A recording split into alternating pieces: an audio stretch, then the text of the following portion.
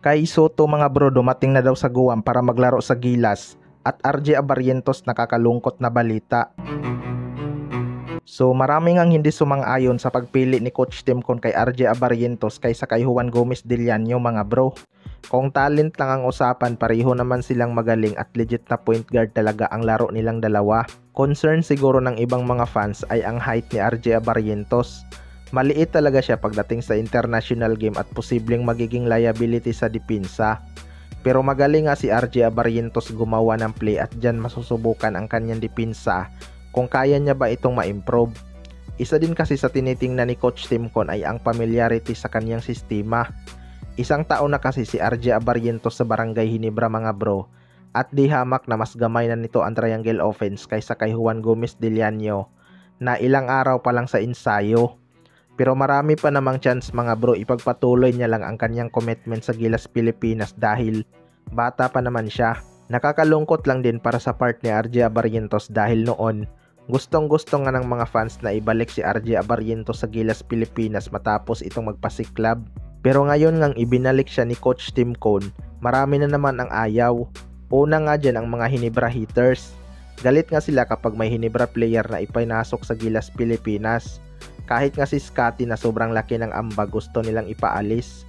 Kaya sana suportahan na lang natin sila. Sa kabilang banda naman mga bro, Kai Soto dumating daw bigla sa Guam para maglaro sa Gilas. Ito ngang si Kai Soto ay hindi napabilang sa Final 12 ni Coach Timcon. Nasasabak sa Guam mga bro dahil sa injury.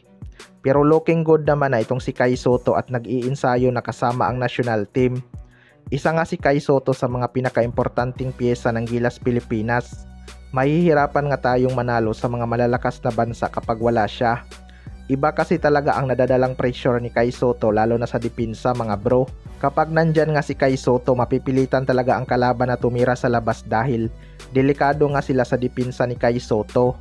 Pero ayon nga sa source mga bro ay dumating daw bigla si Kai Soto sa Guam para maglaro sa Gilas. Well, para sa akin mga bro, hindi naman malabong sumama siya o manood siya ng laban dahil parte naman siya ng Gilas Pilipinas.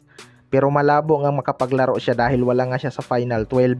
Maliban na lang siguro kung may na-injured sa Final 12, pwede pang palitan. Pero since wala sa Final 12 si Kai Soto, malabo nga siyang makakapaglaro. Baka next window na siya makapaglaro laban sa Australia at New Zealand. Sana maipanalo ng Gilas Pilipinas ang kanilang dalawang laban kontra sa Guam. Marami namang naniniwala na kaya ng Gilas Pilipinas isweep ang Guam mga bro. Pero kailangan pa rin nilang mag-ingat at huwag maging overconfident. Baka matulad kontra Chinese Taipei na akala natin kaya natin sila pero tinambakan pa ang Gilas Pilipinas. 'Di ba? Kaya abangan na lang natin. Kayo mga bro, ano masasabi nyo tungkol dito?